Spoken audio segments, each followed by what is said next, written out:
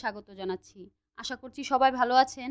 আজকে আমি দোকানের মতো করে বাসায় কিভাবে পারফেক্ট নান রুটি তৈরি করতে পারবেন তার একটা রেসিপি আজকে আমি আপনাদের সাথে শেয়ার করব।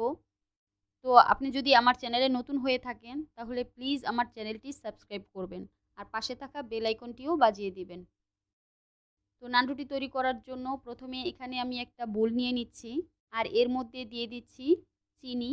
এখানে আমি ২ টেবিল চামচ চিনি দিয়ে দিচ্ছি। মিষ্টিটা যদি আপনারা একটু বেশি চান তাহলে চিনির পরিমাণটা একটু বাড়িয়ে দিতে পারেন। দিয়ে দিচ্ছি ইস্ট।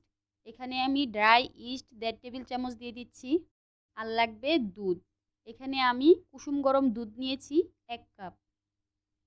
সবকিছু একটু হালকাভাবে মিশিয়ে নেব।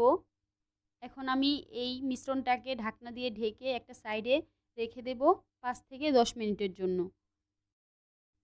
ফিরে এলাম ১০ মিনিট পর। ঢাকনাটা তুলে নিচ্ছি আমি।